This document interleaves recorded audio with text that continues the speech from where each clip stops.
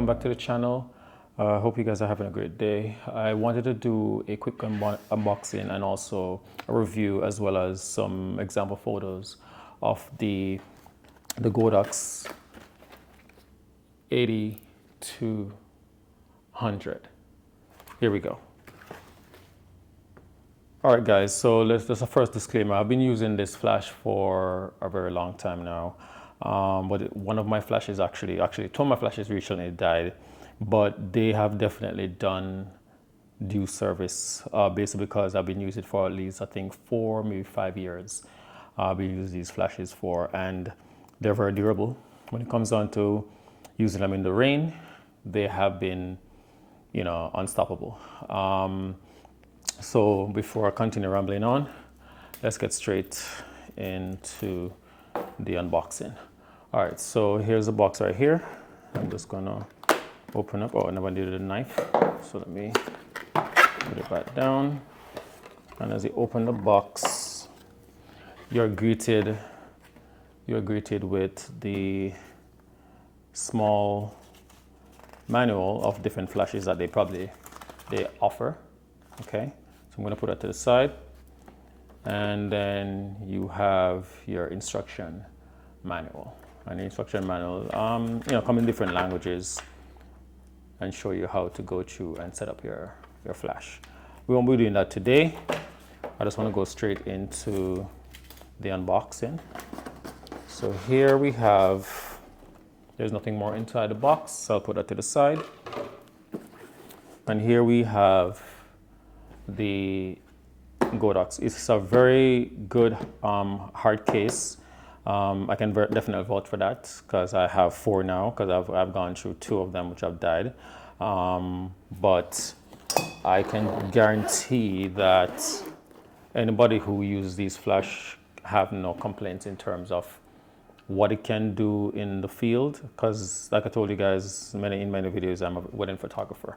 And these flashes are very durable. They will work in the rain. I've shot in the rain. I haven't had any shortage or anything like that, and they just work. That's the main thing for me. They just work. It's 200 watt seconds, and you can use these to kind of like kill the sun, so to speak, based on your settings in your camera. I will definitely show up some examples on the screen so that you guys can see. All right, so here we have the charging bay for the battery, and pretty much you have 2 connections right here, and you'll see 2 connections right here that you're gonna just literally plug it in, and that's how it goes. And then it starts charging. It lights up, and then it starts charging. I'll put this to the side. All right, there. And then now, let me see. Well, this is pretty new, because when I got my first flash before, they never included this. So this is a nice addition.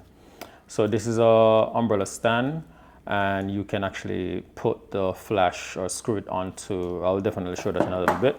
Let me just continue opening up the stuff. And this is, let me get it out. This is a bulb.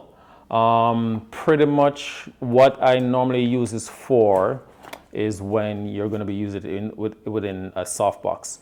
So if you can see right here on top, it has a red dot, and if you look inside here, there's also a red dot, and all you do is just pretty much line it up. You snap it in. Once you snap it in, it goes all the way in. Then you use this to tighten, and you tighten, and that's pretty much it. You take the flash out. Let's take it out right here. And the case is pretty good. The case is pretty good, and literally what you do if you want to change the head, because the head is interchangeable. So you literally pull the lever down on the side and you slide it forward. Once you slide it forward, then you're gonna line up these 4 silver part here, the contacts. You put it in. Maybe I have it upside down. Let's switch around. So if you can look right here, there are some connectors right here, and if you look right here also, there are also some connectors. It's kind of hard to see right here, but literally you turn this to this, line it up in the hole, and it snaps in. And that's pretty much it. And literally, to get the battery going, you plug it in. There are two connectors right here. There are two connectors all the way on the inside. I don't know if you can see that, but literally it only goes one way, so you don't have to worry about it. And once you put it in, it snaps in. And there's a lever right here. Once you press it, it snaps out. And that's how easy it is. Let me see if there's any power on the inside. All right, so there's some power. And then now you have your tests, and you have that fire. You can see that right there. You can change your mode.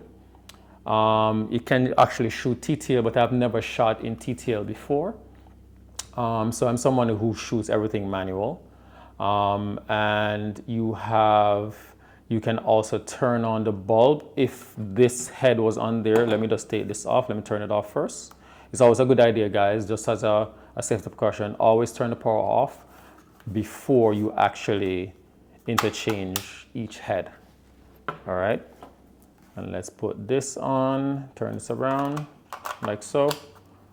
And let's turn on about the flash once more. You just slide it and you hear that confirmation. You can do a test again one more time and it fires. And like I was mentioning before, if you press, there's a high-speed sync. If you press the bulb one time, the bulb comes on. As you can see right here, if I press it, on and off. But if you hold, you get high-speed sync. So now you can shoot over your camera at sync speed. So my camera is, I think, 250. Anything over 250, you're going within the high-speed sync range. And then now you have your GR and your CH. So GR is for your group. So you can press and you see the letters changing right there. And if you press and hold, now you can change your channel. And you can go to any channel that your trigger is going to be set to. All right.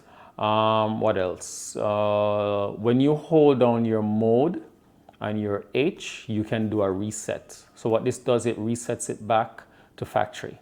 So if, let's say you're in the field and you notice that you're firing the trigger and nothing is happening, sometimes that's what happened. And these are just minor things that you can, over time, you get so accustomed to it, you won't even think about it. You just press and hold. And any settings that you have put in before, it goes back to factory. And all you do is just, you press back the buttons and it goes back in. But like I said, guys, this light is very powerful. If you're, doing, let's say, a portrait shot, or if you're doing group photos, I normally use 2 of these at a wedding, especially outdoors when I'm doing like bridal party photos. I normally use 2 of these in the field. There is a rubber casing that goes over it, what I normally use as an extra protection. You don't necessarily need it, but it's always good to have some extra protection. You never know. But like I said, these things fall, they drop, and they still work. So I put on the rubber casing on there and it helps to protect it even better. I will definitely probably include it in one of the links in below, so you guys can purchase it. And I get a small kickback from this, guys. Any other questions that you guys might have, I'm glad to help you guys out with, because like I told you, I'm very experienced with this. But before I even end the video, let me show you this. So pretty much, if you should have a light stand, this part goes on to the light stand right here, right? And this head, let me untighten this right here. This head goes into, you have 2 sections, you have 2 holes. You have one here and one here. You can screw it in like so. Once that screws in, you loosen. Just loosen it like so. Once you put it in, I really don't like this way, because once you put it in now, you can see where when I'm turning, it's touching the bottom of the flash. I don't really like using this method at all.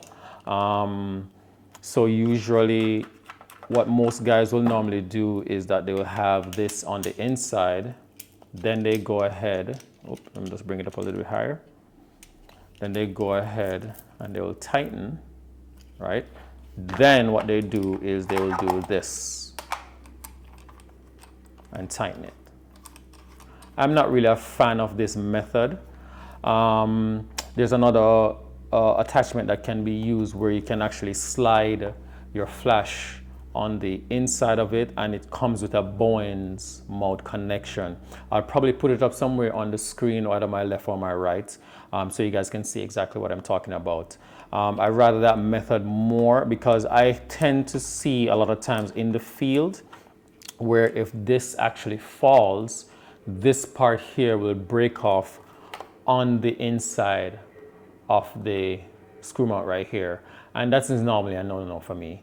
Because once that breaks off, it's very hard for you to get it out of it. So I tend to not use these, but it's a nice thing to know that we have this as an option if you want to use it. Let's say you're doing something on the inside. Inside is pretty much more secure than outside, where you have the elements of the wind. You have people either walking by can hit it over. You have so many other things that can happen. So I'd recommend that you get the Bowens mount attachment. I really don't remember what the name of it right now, but I'll definitely put it somewhere on the screen so you guys can see it.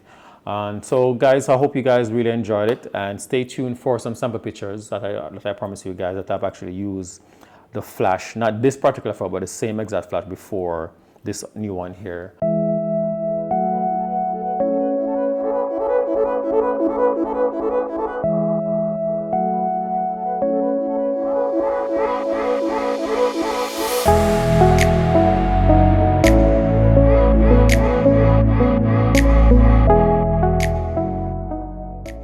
That I've done on shoots, so you guys do enjoy. And if you guys have enjoyed, please subscribe to the channel, smash that like button. It's not going to cost you guys anything, but stay tuned for more, guys, and I hope you guys have a great day. Peace.